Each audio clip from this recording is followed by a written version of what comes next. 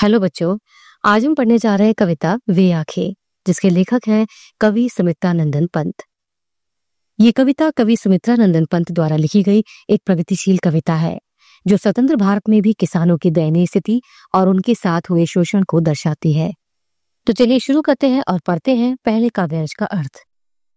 कवि सुमित्रानंदन पंत अन्नदाता यानी किसान की दयनीय स्थिति के बारे में बताते हुए कहते हैं कि किसान की आंखें अंधकार से भरी हुई उस गुफा के समान है जिसमें प्रकाश की कोई भी किरण नजर नहीं आती। यहाँ पे प्रकाश की किरण से अर्थ आशा या उम्मीद से है। कवि के कहने का अर्थ है कि किसान अपने जीवन से इतना हताश और निराश हो चुका है कि उसकी आंखों में भी अब उम्मीद की कोई किरण नहीं दिखाई देती। भयानक गरीबी, दुख, दर्द और शांत रुदन से भरी हुई किसान की उन आंखों को देखकर कवि का मन डरने लगता है। उनके कहने का अर्थ है कि किसान भयानक शोषण और उत्पीड़न का इतना शिकार हो चुका है कि उसकी आंखें निराशा और हताशा से भर चुकी है, जिसे देखने का कवि साहस नहीं कर पाते। इसी कारण से कवि को किसान की आंखों में देखने से डर लगता है। तो चलिए अब पढ़ते हैं दूसरे काव्यांश का अर्थ। देश की स्वतंत्रता प्राप्ति के बाद किसान भी आजाद हुआ और उसे अपने खेतों का मालिकाना हक भी प्राप्त हुआ था, लेकिन उसकी आर्थिक और सामाजिक स्थिति में कुछ खास सुधार नहीं हुआ। आज भी किसान वर्ग के लोग शोषित और निराश हैं। कवि कहते हैं कि एक समय किसान की आंखों में एक अभिमान दिखाई देता था कि अब वह एक आजाद किसान है जिसके पास अपने खेत खलिहान है। लेकिन मुसीबत आने पर संसार के सभी लोग यानी उसके अपने लोग उसे दुख और परेशानियों के मझधार में छोड़कर उससे दूर चले गए।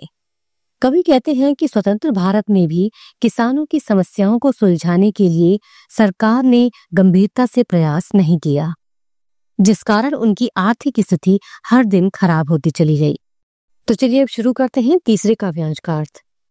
इन पंक्तियों में कवि कहते हैं कि अपने हरे भरे फसलों से लहलहाते खेतों के एक एक तिनके पर किसान की खुशी दिखाई देती थी, लेकिन किसान अपने जिन हरे भरे खेतों को देखकर खुश होता था, आज उन्हीं खेतों पर उसका कोई हक नहीं है। मुसीबत का समय आने पर किसान के खेत खलिहान भी बिक गए। खेतों के छिन जाने के साथ ही उसके जीवन की सारी खुशियां भी चली गई। कवि के अनुसार किसान की अमूल्य संपत्ति उसके हरे भरे खेत होते हैं, और जब वो ही उससे छिन जाए तो कोई किसान कैसे खुश रह सकता है। तो चलिए पढ़ते हैं चौथे काव्यांश का अर्थ। इन पंक्तियों में कवि कहते हैं कि जब जमींदार ने किसान से उसके खेत छीने तो किसान ने इसका विरोध किया। गुस्से में आकर जमींदार के लोगों ने उसके इकलौते बेटे को लाठियों से पीट पीट कर मार डाला। किसान की आंखों में हमेशा अपने उस इकलौते प्यारे बेटे की यादें समाई रहती हैं, जिसे भरी जवानी में जमींदार के लोगों ने लाठियों से पीट पीट कर उसे मार डाला। वह किसान अपने जवान बेटे को कभी नहीं भूल पाता है। अब पढ़ते हैं पांचवें काव्यांश का अर्थ। कवि कहते हैं कि जब जमींदार ने किसान को उसके खेतों से बेदखल कर दिया तो उसने साहूकार से कुछ पैसे उधार लेकर अपने परिवार का भरण पोषण करने की कोशिश की। लेकिन जब वह साहूकार का कर्ज समय पर वापस न कर सका तो साहूकार ने अपना पैसा ब्याज सहित वापस लेने के लिए उसका घर द्वार सब कुछ बिकवा दिया और उसे बेचकर उसने अपना एक एक पैसा वसूल किया। किसान की आंखों में अपने बैलों की वो जोड़ी भी घूमती रहती है जिसे साहूकार ने नीलाम करने के लिए उससे छीन लिया था, और यही सब बातें किसान को अंदर ही अंदर दुख पहुंचाती रहती हैं। आप पढ़ते हैं छठे काव्यांश का अर्थ। किसान अपनी सफेद रंग की गाय को उजरी कहा करता था। कवि कहते हैं कि किसान उसका दूध खुद ही निकाला करता था, क्योंकि वह गाय किसी और को दूध दुहने नहीं देती थी।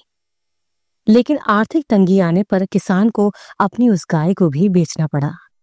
अब तो किसान की आंखों में उन सुख भरे दिनों की सिर्फ सुनहरी यादें ही बच गई हैं। सुनहरी यादें यानी लहराते हरे भरे खेत, घर, बैलों की जोड़ी, उजरी गाय, ये सभी देखते ही देखते उसकी आंखों के सामने उजड़ गया। लेकिन ये सभी यादें अभी भी उसके दिल में समाई हुई है, जो याद आने पर उसे दुखी कर देती है। 7वें काव्यांश में कवि किसान की पत्नी के बारे में बताते हुए कहते हैं कि समय पर दवा न मिलने पर और ठीक तरह से उसकी देखभाल न होने के कारण किसान की बीमार पत्नी स्वर्ग सिधार गई और सही देखरेख न होने के कारण उसकी दुधमुही बेटी भी पत्नी की मृत्यु के 2 दिन बाद ही इस दुनिया से चल बसी। अपनी आर्थिक तंगी में किसान उन दोनों को ही बचा नहीं सका, लेकिन आज भी उन दोनों के बारे में सोचकर किसान रो पड़ता है। 8वें काव्यांश में कवि किसान के बेटे की विधवा बहू के बारे में बताते हुए कहते हैं कि जवान बेटे, पत्नी और दुधमुही बेटी की मृत्यु के बाद किसान के परिवार में सिर्फ उसकी बहू ही बची थी, जो स्वभाव और गुणों से लक्ष्मी स्वरूपा थी। लेकिन इस समाज ने उस पर भी अपने पति की हत्या का आरोप लगा दिया। एक दिन कोतवाल ने अपने सिपाही को भेजकर उसे थाने बुलाया, जिस कारण उसे समाज में शर्मिंदगी का सामना करना पड़ा और एक दिन उसने इसी शर्म के कारण कुएं में डूबकर आत्महत्या कर ली। यह काव्यांश उस समय समाज में महिलाओं की सामाजिक स्थिति को बयां करती है कि उस समय समाज में महिलाओं की स्थिति कितनी दयनीय रही होगी।